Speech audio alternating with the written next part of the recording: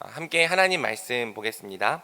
오늘 우리에게 주시는 말씀은 신약 성경 로마서 5장 17절에서 19절까지의 말씀입니다. 제가 가진 성경은 신약 성경 246면입니다. 함께 찾으셔서 저와 여러분이 다 같이 합독하겠습니다. 한 사람의 범죄로 말미암아 사망이 그 한 사람을 통하여 왕노릇하였은즉 더욱 은혜와 의의 선물을 넘치게 받는 자들은 한 분 예수 그리스도를 통하여 생명 안에서 왕노릇하리로다. 그런즉 한 범죄로 많은 사람이 정죄에 이른 것 같이 한 의로운 행위로 말미암아 많은 사람이 의롭다 하심을 받아 생명에 이르렀느니라. 한 사람이 순종하지 아니함으로 많은 사람이 죄인 된 것 같이 한 사람이 순종하심으로 많은 사람이 의인이 되리라. 아멘. 여러분, 우리가 차를 타고 고속도로를 가다 보면 분기점을 만나게 되어 있습니다. 남이 분기점이라고 들어보셨나요? 왜 남이죠?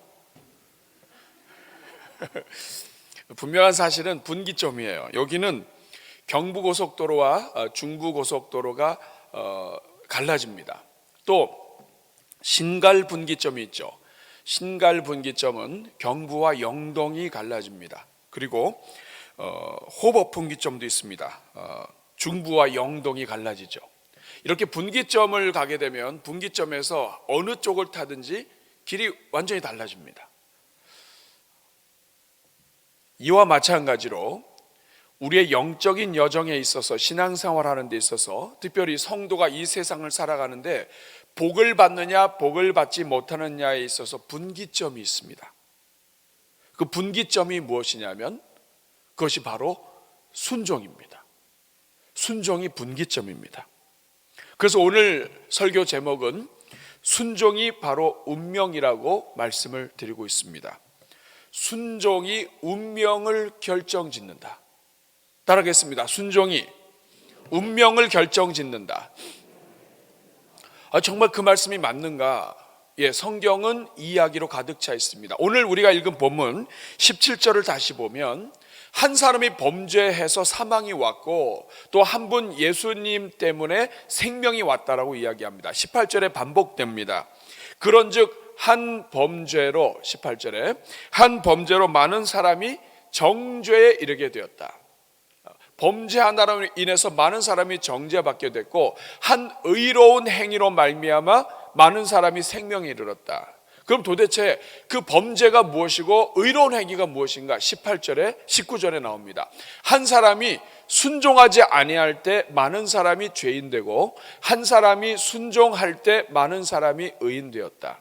이것은 아담이 범죄한 결과, 순종하지 않은 결과 온 인류가 죄 가운데 있게 되었지만 예수 그리스도께서 순종하심으로 역사의 운명을 갈랐다는 뜻입니다. 여러분, 성경은 창세기부터 요한계시록까지 전체가 순종의 이야기입니다. 믿음의 이야기이면서 사랑의 이야기이면서 동시에 순종의 이야기입니다. 왜냐하면 순종이 운명을 결정짓기 때문에 그렇습니다. 에덴 동산에서 하나님이 아담과 하와에게 주신 원하시는 유일한 것이 순종이에요. 나머지 다 마음대로 해도 됩니다. 그런데 한 가지, 동산 중앙에 있는 선악을 알게 하는 나무 열매는 먹지 마라. 이것만 순종하면 되는 거예요. 그러니까 이것만 순종하면 에덴 동산에서 살 수 있고 복을 누릴 수 있고 하나님과 함께 거닐 수 있습니다. 그런데 마귀는 이것을 순종하지 못하게 하는 거예요. 그래서 결국에는 하나님이 너를 먹지 못하게 한 거는 네가 하나님처럼 될까 봐 하나님이 조심스러워서 너한테 그러신 거야. 결국 꼬드겨서 결국에는 불순종하게 만들고 사망과 저주가 임하게 만들었습니다. 그래서 에덴 동산에서 쫓겨나는 거예요. 그때부터 모든 인류는, 아담의 후손들은 사망 가운데 거하게 된 것입니다. 여러분, 이 창세기 이후에 계속해서 하나님은 순종의 이야기를 펼쳐가십니다. 모든 사람이 하나님을 믿지 않을 때 하나님은 노아를 선택을 해서 방주를 만들도록 하시고 방주를 통해서 사람을 구원해내십니다. 하나님은 아브라함 하나님을 믿는 아브라함을 부르셔서 아브라함이 순종함으로 믿음의 조상이 되게 하시고, 그리고 다윗을 부르셔서 순종하는 그 다윗을 통해 왕국을 세우십니다. 심지어는 말씀대로 살지 않고 불순종해서 나라가 망했다 할지라도 느헤미야를 세우시고, 그리고 다니엘을 세우시고, 하나님의 선지자들을 통해서 하나님께서 이 하나님의 자녀들을 인도하십니다. 그리고 결국에는 아브라함과 다윗의 자손, 순종의 삶을 살았던 이 아브라함과 다윗의 자손 예수 그리스도를 통해서 하나님은 이 순종의 은혜를 예수님을 통해 누리게 하시고 인류의 역사를 바꾸어 버리십니다. 이것이 바로 예수님의 사역입니다.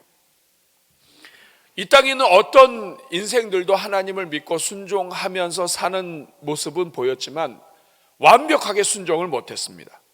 근데 한 분 예수 그리스도가 순종하시고 모든 인류의 역사를 바꿔놓으셨습니다. 그래서 역사의 분기점이 예수 그리스도예요. BC, 예수님 오시기 전과 예수님 오신 후가 역사의 분기점이 예수님을 통해서 갈라지는 거예요. 사랑하는 여러분, 이 예수님께서 오셔서 순종하심으로 생명을 회복하십니다. 히브리서 5장 8절 9절 말씀을 보면 그가 아들이면서도, 여러분 이 땅에 재벌 2세 3세만 돼도 순종하고는 어울리지 않아요. 특권, 권세 이런 게 어울리죠. 그런데 하나님의 아들임에도 불구하고 고난을 받고 순종함을 배우셔서 9절 말씀 같이 읽겠습니다. 온전하게 되셨은즉 자기에게 순종하는 모든 자에게 영원한 구원의 근원이 되셨다. 사랑하는 여러분, 오늘날에도 마찬가지예요. 순종이 여러분의 그 모든 영적인 은혜와 복을 가름합니다. 분기점이에요. 누구에게 순종하느냐에 따라서, 심지어는 우리가 예수님을 믿고 구원받았음에도 우리가 마귀에게 순종하면서 모든 복이 떨어져 나가는 거예요.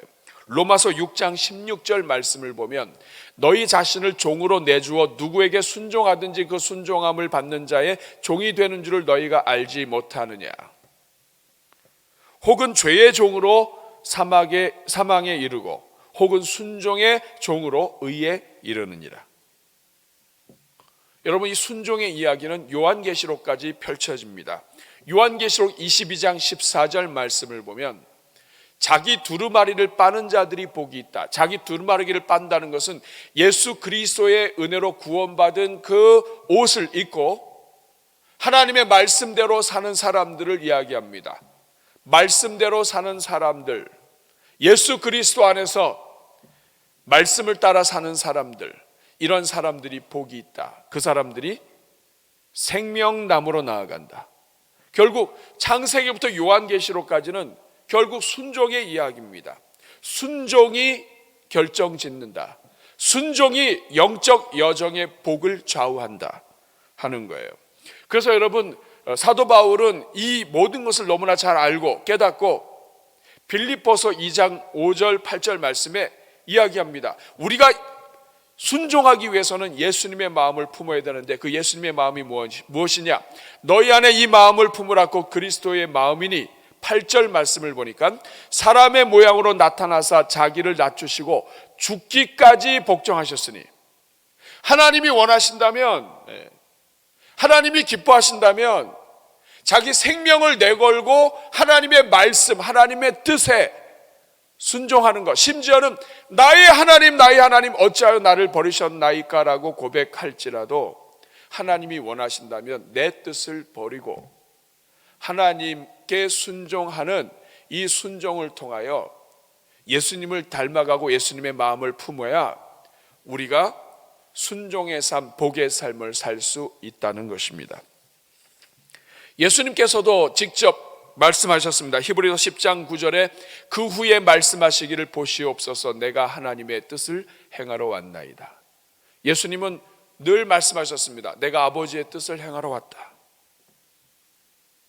결국 여러분, 예수님이 오신 것은 불순종 가운데, 죄 가운데 있는, 그래서 사망 가운데 있는 이 인생들을 구원하시기 위해서 순종으로 생명에 이르도록 하시기 위해서 오셨고, 직접 순종의 삶을 살아가심을 통해서 예수님을 믿는 그리스도의 일꾼들, 제자들이 예수님을 따라가면 따라갈수록 순종의 영역이 많아지고 순종의 복을 누리며 살 수 있도록 우리 예수님께서 오신 것입니다. 이 예수님의 심장에 있는 마음, 이것이 바로 순종입니다. 따라하겠습니다. 순종. 그래서 여러분 정리하면 인류를 생명으로 인도하는 것도 순종이고, 교회를 생명으로 인도하는 것도 순종이고, 가정을 생명으로 인도하는 것도 순종이고, 내 인생을 복으로 인도하는 것도 순종이고, 심지어는 내가 모든 것을 다 잃어버렸고 다 놓쳤고 또 심지어는 내가 실패해서 모든 것을 다 무너졌다 할지라도 오늘 순종하면 나의 인생에 복이 다시 열리는 거예요. 그러므로 여러분, 저는 제가 이 자리에서 단호하게 확신으로 말씀드릴 수 있습니다. 오늘 여러분이 순종하기를 결단하면 여러분의 인생은 다시 설 수 있습니다. 2023년 순종함으로, 예수님의 마음을 품고 순종함으로 모든 복이 열리는 주의 일꾼들 되시기를 주님의 이름으로 축복합니다. 그렇다면 여러분, 오늘 우리의 관심은 우리가 어떻게 하면 순종의 마음으로 살 수 있는가, 어떻게 하면 순종하는 삶을 더욱더 힘차게 살아갈 수 있는가, 어떻게 하면 더 잘 순종할 수 있는가 하는 것입니다. 저 오늘 여러분들과 함께 남은 시간 순종하는 삶을 위해서 어떻게 해야 될 것인가, 순종이 분기점이라고 한다면, 복과 저주의 분기점이라고 한다면 이거 실패해서는 안 되겠죠. 어떻게 하면 좋을까, 여러분들과 함께 나누려고 합니다. 첫 번째, 순종이 축복의 문이라는 것을 여러분 확신하셔야 돼요. 따라하겠습니다. 순종이 축복의 문이다. 순종이 축복의 문이라는 것을 알고 순종에 집중해야 되는 거예요. 제자훈련 과정의 마지막 과가 순종이에요. 이 말은 뭐냐면 훈련 사역은 전체가 순종에 초점을 맞춰져 있어요. 그 이유는 그래야 복을 받기 때문에 그렇습니다. 순종이 복의 문이에요. 예수님을 믿고 구원을 받습니다. 예수님을 믿고 구원을 받려서 영적인 모든 것들이 열려요. 그런데 행함으로 복을 받습니다.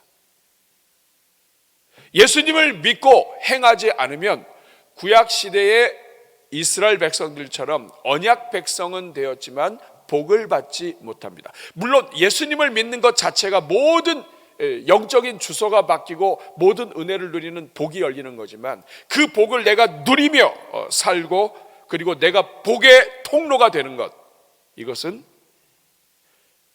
순종하는 삶, 행함이 있는 삶으로 이루어집니다. 그러면 여러분, 내가 예수 믿고 구원받았기 때문에 여러분 안심하다고 생각하면 절반만 얻는 거예요. 행함이 있어야 되고 순종이 뒷받침되지 않으면 여러분 복의 길을 걸어가면서도 복을 누리지 못하는 거예요. 여러분, 순종이 밥 먹여줍니다. 우리가 무엇인가를 집중하면 어르신들이 그러죠. 그게 밥 먹여주냐? 순종이 밥 먹여줍니다. 요한복음 4장 34절 말씀을 보면 예수께서 이르시되 나의 양식은 나를 보내신 이의 뜻을 행하며 그의 일을 온전히 이루는 것이다. 예수님 말씀하세요. 예수님의 양식이 있는데 그 양식은 나를 보내신 이의 뜻을 행하는 것, 하나님의 뜻에 순종하는 것, 그의 일을 온전히 순종하는 것, 이것이 양식이다. 이 말은 뭐냐면 하나님이 원하시는 것을 행하는 그것에 양식이 있다. 하나님이 기뻐하시는 일을 따라가다 보면, 순종하다 보면 하나님이 그 길에 양식을 부어주신다, 이런 뜻이에요. 그만큼 예수님은 하나님의 뜻을 위하여 달려가신다는 뜻도 되고, 그리고 이 예수님께서 특별히 많은 이 표현들이 있는데 그 중에서 나의 양식은 아버지의 뜻을 행하는 것이다. 이 말은 무엇이냐면 순종이 있는 삶, 행함이 있는 삶 속에 하나님은 양식을 두셨다. 순종이 밥 먹여준다, 이런 뜻입니다. 정말 그런가? 마태복음 6장 33절 말씀을 보면 너희는 먼저 그의 나라와 그의 의를 구하라. 하나님이 원하는 것, 하나님의 뜻, 하나님의 마음을 먼저 구하라. 내가 생각하는 것, 내가 옳다고 생각하는 것, 내가 주장하는 것이 아니라 너희가 먼저 하나님이 원하는 것, 하나님의 생각, 하나님의 마음, 여기를 먼저 구해라. 이것을 먼저 집중하고 이것을 먼저 실천해라.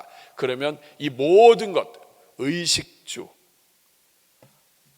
하늘의 새를 봐라. 하나님이 다 먹이신다. 들의 백합화를 봐라. 하나님이 다 기르신다. 솔로몬이 지은 옷보다 이 꽃이 훨씬 아름답지 않냐? 의식주, 하나님이 모든 것 다 순종하고 하나님의 것을 구하는 자에게는 하나님이 다 채워주신다. 순종이 밥 먹여준다. 이사야 1장 18절 20절 말씀을 보면 여호와께서 말씀하시되 오라 우리가 서로 변론하자. 너희가 죄가 주홍 같을지라도 눈과 같이 여질 것이요 진홍같이 붉을지라도 양털같이 희게 되리라. 이렇게 말씀하시면서 이 모든 것이 어디에서 나오느냐? 너희가 즐겨 순종하면 땅의 아름다운 소산을 먹을 것이요 너희가 거절하여 배반하면 불순종하면 칼에 삼켜지리라. 여호와의 말씀이니라. 순종이 먹여주는 거예요. 행함이 먹여주는 거예요. 그러므로 여러분, 진정으로 성도들을 축복하고 잘 되기를 원하는 목회자는 성도들이 예수님께서 순종으로 역사를 뒤집으셨던 것처럼 성도들이 어떻게 하면 하나라도 더 순종할 수 있을까 길을 열어주며 순종이 복이라고 하는 것을 가르치는 목회자가 제대로 된 목회자이고 성경을 성경대로 가르치는 목회자인 거예요. 우리 사랑하는 여러분, 순종이 축복의 문입니다. 하나님 말씀대로 행하는 것이 복의 문이에요. 여러분, 행함이 닫혀 있으면, 순종이 제대로 안 되면 복의 문이 닫히는 거예요. 저는 2023년 하나님이 여러분들에게 은혜 주셔서 순종의 문이 열리기를 주님의 이름으로 축복합니다. 자, 그러면 두 번째, 어떻게 하면 우리가 순종을 더 잘할 수 있을까? 일단은 영역을 늘려가야 합니다. 순종의 영역을 늘려가야 돼요. 최소량의 법칙이라는 법칙이 있습니다. 우리 사진 하나 보여주시면 통나무 보물섬에 나오는 물통 사진이 하나 있어요. 여러분, 여기에 보면 물통에 물이 담겨 있는데 여러 이 나무들이 있어요. 그런데 가장 낮은 이 물통의 양은, 물의 양은 어디에 달려 있냐면 가장 낮은 나무의 높이만큼 물이 차요. 여러분, 이거 조금만 생각해 보시면 여러분이 알게 됩니다. 내가 은혜 많이 받았어요. 하나님이 나에게 복을 주셨어요. 근데 내 은혜가 분명히 많이 받은 것 같은데 쪼르륵 다 새고 얼마밖에 안 남아요. 그 얼마 안 남은 게 내가 순종하지 못하는 영역에서 다 셉니다. 내가 많은 것을 다 했는데 내가 거짓말을 했다면 거짓말에서 싹 새버려요. 그동안에 쌓았던 거 다 새버립니다. 내가 이것도 봉사하고 저것도 봉사하고 그랬지만 내가 순종하지 않는 영역 하나가 있으면 그것 때문에 내가 다 무너지는 거예요. 이것을 바꾸려면 순종의 영역을 늘려가야 돼요. 여러분의 인생의 가정에 하나님의 은혜가 담기는 위 물높이를 떨어뜨리는 것들, 불순종의 영역들이 있어요. 이 영역들을 하나님 앞에 올려놓고 하나님 앞에 회개해야 됩니다. 순종의 영역을 늘려가는 첫 번째는 내가 불순종하고 있는 영역들이 어떤 것인지를 확인하고 하나님 앞에 회개해야 돼요. 마귀는 우리 약점을 알아요. 그래서 순종하려고 하고 말씀대로 살려고 하면 내버려 둡니다. 오늘 잘해. 오늘도 예배 잘 드리고 와. 그래, 하나님이 너와 함께 하시는 것 같다. 잘하고 와. 그리고 나서 하나 딱 잡습니다. 자존심이 순종의 영역이 안 된 사람은 은혜 받고 많은 거 누리고 그러다가 마귀가 그 자존심 하나 딱 건드리면 다 쏟아져 버립니다. 내가 누군데? 이거 한번 하는 순간 다 쏟아져 버려요. 마귀는 진을 치고 있어요. 여러분의 불순종의 영역에 진을 치고 있습니다. 여러분, 부모를 공경해야 하는 거 알죠? 어떤 사람은 이게 그냥 잘 돼요. 어떤 사람은 이거 안 돼요. 요게 걸려 넘어지게 합니다. 특별히 부모에게 상처가 있거나 아니면 형제들 간에 어떤 어려움이 있거나 그러면 평상시에 다 잘 돼요. 막 모든 것이 다 은혜롭게 돼요. 근데 그 건 하나 나오면 여기에서부터 시작해가지고 모든 게 다 뒤집어집니다. 경험해 보셨죠? 남편에게 복종하는 것이 남편에게 복종해라. 아내를 예수님이 교회 사랑하듯이 사랑해라. 하나님의 말씀이에요. 이거 순종해야 되는데 이거 잘 안 됩니다. 하나님이 주신 그 여자가 나로 먹게 해가지고 아담이 하나님께 얘기한 것처럼 어떻게 해서든지 핑계와 이유를 대가지고 우리가 그거 안 해요. 말로 남을 비판하고 원망하는 거, 이 사람한테 가서 욕하고 말로 원망하고 욕하는 거. 어떤 사람은 너무 봉사도 잘하고 섬김도 잘하고 또 사람들과의 이런저런 가지 잘하는데 말로 다 쏟아버려요. 이 사람은 봉사를 많이 하고 많은 복을 쌓는 것 같은데 말 가서 여기서 욕하고 여기서 욕하고 하면 그동안에 쌓은 거 다 깎아버려요. 그러니까 여러분이 갖고 있는 가장 낮은 통나무 줄기 하나가 여러분의 복 수위를 결정하는 거예요. 이거 빨리 붙잡아야 돼요. 이거 하려면 하나님 앞에 내가 부족한 거 올려드리고 회개해야 됩니다. 기도할 때마다 하나님 도와주십시오. 하나님 불쌍히 여겨주십시오. 제가 이거 순종하기가 어렵습니다. 이거 저 해결되지 않으면 저 축복의 통로 못 됩니다. 아시잖아요. 이거 주기적으로 다 쏟아버리는 거. 잘 견디면 쏟아버려요. 많은 분들이 잘 쏟아버리고 이기지 못하는 것 중에 하나가 뭐냐면 옳다고 생각하는 것에서 타협하는 거예요. 내가 옳다고 생각하는 이것이 하나님 앞에 이거를 못 놔. 많은 분들이 순종하기 원해요. 근데 내가 옳다고 생각하는 거 붙잡고, 이 말은 뭐냐면 내가 생각할 때 이게 옳으면 하나님보다도 내가 더 옳다라고 착각을 하는 거예요. 여러분, 옳고 그른 것을 빨리 버려야 됩니다. 왜냐하면 하나님은 옳고 그른 것으로 알면서 순종하기를 원하는 것이 아니라 심지어는 이것이 아닌데라고 하는 생각이 들지라도 하나님이 말씀하시면 순종하기를 원하시는 거예요.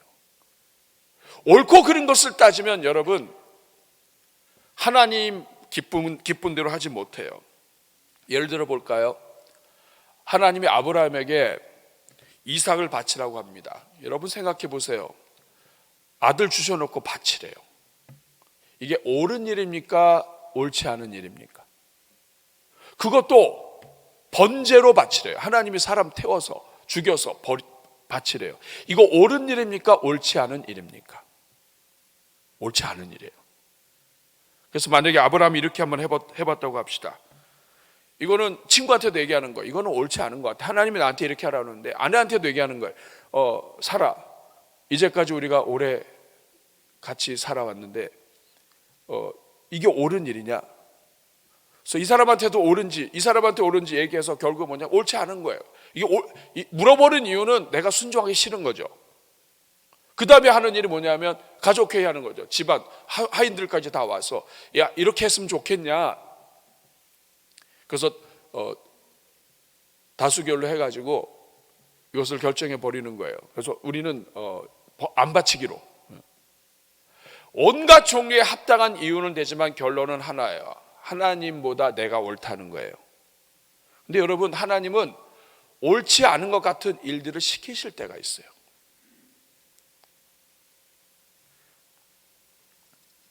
아브라함이 그냥 올라갑니다. 아브라함이요, 아내하고도 상의 안 해요. 이거 얘기해봐야 아내가 이해 못해요. 이건 하나님과 나와의 관계야. 하나님 뭐냐? 너 아들을 더 사랑하냐? 하나님 더 사랑하냐? 하나님을 위해서 아들도 바칠 수 있어? 이거예요 지금. 하인들도 산 밑에 놔두고 올라가요. 그리고 아들을 묻고 아들을 그냥 하나님께 드리려고 합니다. 하나님! 이 아들도 하나님이 주셨다면 이 아들 죽여도 하나님이 주실 겁니다. 하고서 그냥 이 아들을 죽이려고 하니까 하나님이, 아브라함아, 이제야 네가 내 아들보다도 나를 더 사랑하는 줄 내가 아느니라. 하나님이 시험하신 거예요. 이 시험에 많은 사람들이 넘어져요. 내가 옳다고 생각하는 것이 하나님이 옳다고 생각하는 것보다 내가 더 지혜롭다고 생각하는 거예요. 여러분, 고린도전서 1장 18절 말씀을 보면 십자가의 도는 멸망하는 자들에게 미련한 것이라고 이야기합니다. 십자가의 도는 이건 미련한 거예요. 여러분, 하나님의 아들이 무슨 일이 있으시다고 나무 저주에 달려서 십자가에 달립니까? 이거는 미련한 일이에요. 세상 조금만 머리 쓸 수 있는 사람, 조금만 계산하는 사람 입장에서 보면 십자가를 질 필요가 없어요. 이거는 져서 안 돼요. 그런데 여러분, 십자가의 도가, 그 공부 많이 한 사도 바울이 뭐라고 얘기합니까? 십자가의 도가 멸망하는 자들에게 미련한 것이지만 구원을 받는 우리에게는 하나님의 능력이다. 다시 말하면 영적인 일은 계산으로 안 되는 거예요. 내가 옳다고 생각하는 것 붙잡으면 넘어집니다. 하나님이 옳은 거예요. 예수 그리스도가 하시면 그게 옳은 거예요. 여러분, 예수님이 들어갈 집이 많은데 우리가 생각해도 그래. 좀 바리새인도 좀 들어가시고 헤롯 집도 좀 들어가시고 이렇게 순서대로 좀 들어가신 다음에 하시면 될 텐데 거기 안 가시고 세리장 삭개오 집에 들어가셔요. 옳은 일입니까? 옳지 않은 일입니까? 합당하지 않죠. 그런데 예수님이 하시면 합당한 거예요. 그러니까 우리가 옳다고 생각하는 그것을 끝까지 붙잡고 있다 보면 결국엔 무슨 싸움이 되냐면 내가 더 지혜롭냐 하나님이 더 지혜롭냐 이거예요. 여러분, 정말 하나님이 교회를 사랑하시고 아끼시면 하나님께서 그 교회를 아끼시는 하나님이 마음을 주시지 않겠어요? 여러 사람들에게 뜻을 나눠주지 않겠어요? 은혜로운 방법으로 이끌도록 하나님이 도와주지 않겠어요? 누가 왕인 거예요? 하나님이 왕이에요? 아니에요? 그래서 여러분, 원수를 사랑하는 것도 마찬가지예요. 원수 사랑하는 거 합당하지 않아요. 근데 예수님이 원수를 사랑으로 하면 그게 법이에요. 용서하는 거 마찬가지입니다. 우리는 용서하기 싫어가지고 온갖 종류의 이 이유를 다 대서 용서 안 하려고 해요. 그거 아닙니다. 예수님이 하라고 하면 그게 맞는 거예요. 사랑하는 여러분, 그렇기 때문에 우리는 우리가 옳다고 생각하는 것을 주장하는 것이 아니라 갈라디아서 5장 16절 보면 내가 너에게 이르노니 너희는 성령을 따라 행하라. 성령은 예수님의 마음, 하나님의 마음이에요. 하나님의 마음을 따라가고 내가 생각하는 것, 내 가치관, 내 주장하는 것, 모든 것들을 내려놓을 수 있어야 돼요. 그래야 결국에는 이것을 꺾을 수가 있습니다. 순종하지 못하는 영역 다 이유를 갖고 있어요. 나름대로. 내가 순종하지 못하는 거, 하나님 생각해 보세요. 이런 사람인데도 내가 순종할 수 있겠습니까? 이유를 대죠. 아닙니다. 하나님이 하라고 하면 그냥 하는 거예요. 계산하거나 옳다고 논리를 따지거나 아닙니다. 그러면 안 돼요. 순종의 영역을 늘려가셔요.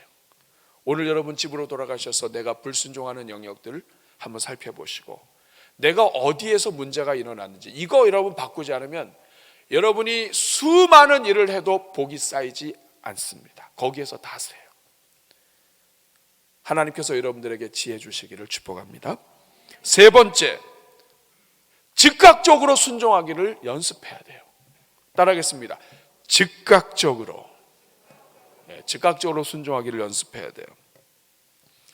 여러분, 순종은 때가 있습니다. 하나님이 말씀하시고 생각나게 하시고 성령을 통해서 역사하시면 때가 있어요. 그 때를 놓치면 여러분 잊어버립니다. 저도 이렇게 이 강단에 와서 기도하다가 하나님이 누군가를 놓고 기도했는데 뭔가를 이렇게 떠올리게 하면 그거 제가 적습니다. 왜냐하면 잊어버려요. 그 노트에다 적기도 하고 어떨 때는 너무 잘 안 보여가지고 그냥 살짝 스마트폰 살짝 불 켜놓고 아니면 거기다 메모하기도 하고 그래요. 그 이유가 뭐냐? 안 하면 잊어버려요. 누군가를 도와줘야 되겠다. 하나님이 마음을 주셨어요. 근데 여러분, 그거 너무 좋은 생각이죠. 그것도 평상시에 생각하지 않던 사람인데 기도하는 중에 하나님이 마음을 주셨어요. 그러면 그 사람을 위해서 기도하거나 전화하거나 해야 돼요. 근데 이거 해야 되겠다. 잊어버려요. 그거 해야 하나님이 은혜를 주십니다. 또 잊어버리는 거예요. 여러분, 하나님 마음 주시면 그냥 바로 해버려야 돼요. 안 그러면 절대로 여러분 이루어지지 않습니다. 하나님이 혹시 여러분 성령을 통해서 여러분에게 무엇인가를 하나님이 마음을 주시면, 그리고 그것이 예수 그리스도의 마음이라고 한다면, 누군가를 축복하는 일이라고 한다면, 여러분 그것 뒤집어서 이야기하면 하나님이 여러분에게 복 주시겠다는 뜻입니다. 그럼 순종하셔야 돼요. 즉각적으로. 사무엘상 15장 22절 말씀을 보면 사무엘이 이르되 여호와께서 번제와 다른 제사를 그의 목소리를 청종하는 것을 좋아하심같이 좋아하시겠나이까. 하나님이 진짜 좋아하는 게 뭐냐면 하나님은 청종하는 것이다. 그의 목소리를 청종한다. 이 말은 뭐냐면 귀를 기울여서 그 하나님의 음성을 듣고 하나님이 원하시는 그것을 따라가는 것, 순종하는 것, 이것을 하나님은 좋아하신다. 그래서 그 다음에 말씀이 뭡니까? 순종이 제사보다 낫고 듣는 것이 숫 양의 기름보다 낫다. 듣기만 하는 것으로는 안 된다. 청종해야 한다 하는 것입니다. 그리고 어차피 순종할 거면 즉각적으로 순종하고 기쁨으로 순종해야 돼요. 고린도후서 9장 7절 말씀을 보면 각각 그 마음에 정한 대로 할 것이요 인색함으로나 억지로 하지 말지니 하나님은 즐겨내는 자를 사랑하시니. 하나님은 즐거움으로 순종하는 사람을 좋아하신다. 하나님은 기쁨으로 뿐만 아니라 정말 우리 교회가 복된 교회가 되려면 서로가 기쁨으로 순종할 수 있도록 분위기와 여건을 만들어주는 지혜가 있어야 돼요. 히브리서 13장 17절 말씀을 보면 너희를 인도하는 자들에게 순종하고 복종하라. 그들은 너희 영혼을 위하여 경성하기를 자신들이 청산할 자인 것 같이 하느니라. 그 다음이 중요해요. 그들로 하여금, 주님의 교회를 섬기는 자들로 하여금 즐거움으로 하게 해라. 기쁨으로 하게 해라. 근심으로 하게 하지 말아라. 그렇지 않으면 너희에게 유익이 없느니라. 저희 교회가, 당회가 우리 성도님들을 위해서 특별히 목장을 섬기시는 목장연합회와 또 우리 장례를 섬기시는 분들을 위하여 한 일 중에 잘한 게 하나 있습니다. 그게 뭐냐면 스타렉스로 우리가 그 장례를 갔던 수준에서 15인승으로 장례 갈 수 있도록 차를 바꾼 거예요. 근데 그때 우리가 나눴던 이야기가 뭐냐면 스타렉스가 12인승인데 이 12인승이 꽉 낀 12인승이에요. 그리고 이게 조금만 길이 꼬불꼬불하거나 또 어디 뭐 다른 지역에 가서 이렇게 하다 보면 조금만 속도 내고 꼬불꼬불 막 이렇게 하면 뒤가 다 멀미하는 거예요. 그러니까 즐거움으로 가서 이렇게 막 장례를 섬겨야 되는데 가서 토하고 막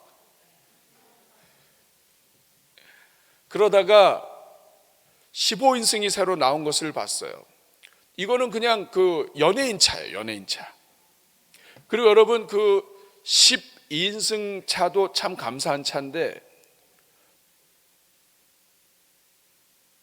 13명이 오면 한 사람 못 가는 거예요.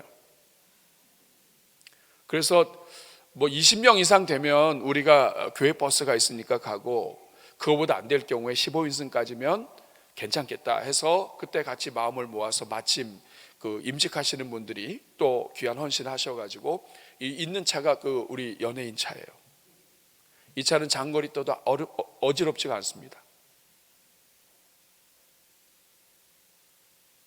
하나님의 일을 하는 사람들, 그래서 여러분 우리 교회 전체가 복을 받으려면 어떤 중요한 일, 어떤 옳은 일을 하더라도 여러분 슬픔 가운데서 하면 이거는 병나요.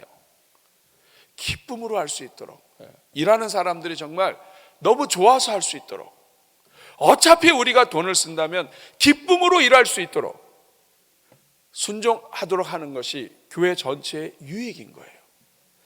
그것 때문에 조금 더 돈 드는 것보다 기뻐서 순종해서 복 받는 게 훨씬 더 큰 복인 것입니다. 어제 우리가 그 영혼을 섬기시는 분들을 위한 일일 수양회를 했는데, 그 LA 사랑의 교회 김기섭 목사님이 2번의 강의를 하셨습니다. 저도 은혜를 많이 받았고 참 가슴이 울먹하더라고요. 그 중에 한 얘기를 말씀드리고 마칠게요. 이 목사님에게는 어머님이 계신데 그 아버지가 이 목사님 1살 때 돌아가셨어요. 이 내용은 여러분이 우리 교회 유튜브에 올라와 있습니다. 그러니까 여러분이 들으시면 됩니다. 그 중에 한 얘기만 소개해드리면, 1살 때 아버지가 돌아가셨는데 집에 4만 평을 남겨주신 거예요. 여러분 그 4만 평이 어디 4만 평이냐면, 주문진 해수욕장 주변에 보면 그 기아 자동차 캠핑 장소 공간이 있어요. 거기 일대 4만 평이에요.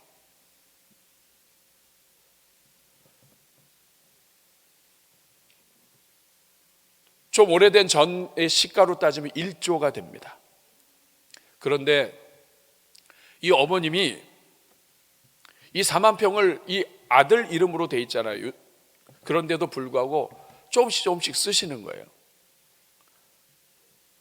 1조를. 교회에서 누가 어렵다고 하면 조금 팔아가지고 그거 주고, 교회 건축한다 그러면 좀 팔아서 그거 하고, 그러니까 자꾸 없어지니까 이 목사님이 그랬대요. 어머니 이거 내 딸 아니에요.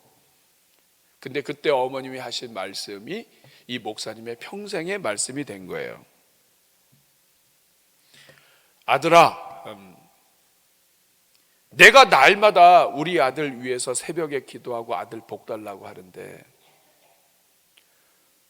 아들 복 달라고 기도하면서 하나님이 나에게 마음 주셔서 하나님이 필요하신 곳에 내가 귀를 닫고 있으면 나중에 내가 어떻게 하나님께 이 아들 복 달라고 기도하겠냐? 내가 어떻게 아들 이 복 달라고, 내가 하나님 원하는 거 안 하면서 어떻게, 하나님이 나에게 주시는 이 마음 내가 묵살하면서 어떻게 하나님 우리 아들 복 달라고 내가 구할 수 있겠냐? 제가 그 말씀을 듣고 생각해 봤어요. 실제로 그렇다. 여러분, 그 어머님의 마음이 이겁니다.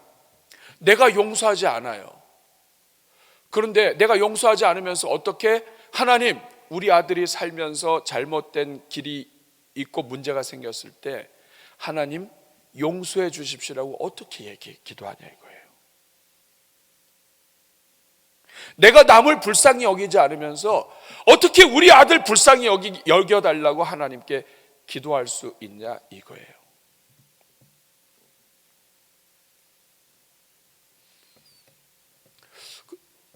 그래도 자꾸 어머니가 이제 계속 쓰시니까, 그래도 좀 남겨두라고 이렇게 말씀을 했더니 어머니가 그러시는 거예요. 내가 이거 너 줘도 하나님이 허락하지 않으면 이거 너 못 받는다. 내가 너 안 줘도 하나님이 이거 너 주시기로 작정하시면 하나님이 뭘 해서도 너 주신다. 그러니까 눈앞에 있는 거 보지 말고 하나님 말씀대로 순종하라는 거죠. 사랑하는 여러분, 오늘 우리가 그렇습니다. 내가 하나님 앞에 순종하는 것이 내 주변이 복이 임하는 통로예요. 예수님 한 분이 순종함으로 우리 모두가 사는 것처럼 여러분 한 사람이 성령이 주시는 마음에 순종할 때 여러분 주변이 다 복을 받습니다. 순종이 운명입니다. 순종이 운명을 결정합니다.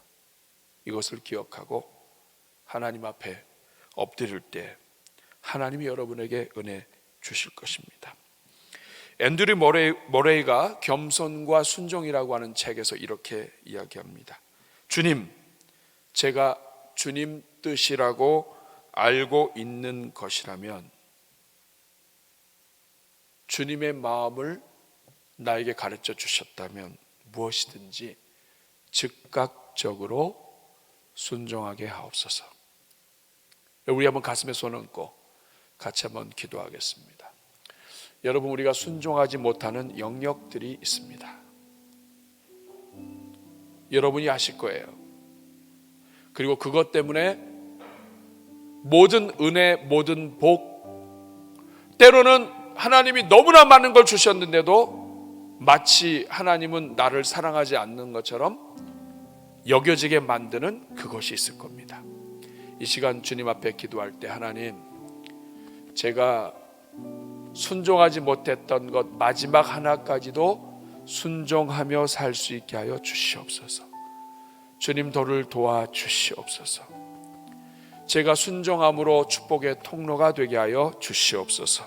우리 오늘 말씀 생각하시면서 우리 주님 앞에 기도할 때 하나님이 여러분의 복의 문을 여실 줄로 믿습니다. 우리 주여 한번 부르고 기도합니다. 주여, 은혜로우신 아버지 감사합니다. 연약한 우리를 사랑하셔서 복의 문을 열어주시고 아버지 하나님 순종할 수 있는 예수 그리스도의 은혜 주신 것 감사합니다.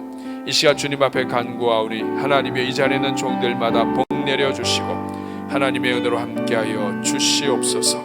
하늘의 은혜로 채우시고 하늘의 영광으로 채우시며 하늘 아버지의 은혜로 붙잡아 주시옵소서. 한 사람도 빠짐없이 축복의 통로로 쓰임받게 하여 주시옵소서. 자비로우신 주님 감사합니다. 예수 그리스도로 구원 얻게 하시고 순종의 문을 열어주셔서 이제는 예수님과 함께 순종하여 복된 삶 걸어가도록 인도해 주시니 감사합니다. 하나님, 우리 성도들 가운데 한 사람도 빠짐없이 순종의 삶 살게 하시고 열린 복으로 사람들에게 축복의 통로가 되는 인생들 다 되게 하여 주옵소서. 예수님의 이름으로 축복하며 기도하옵나이다. 아멘.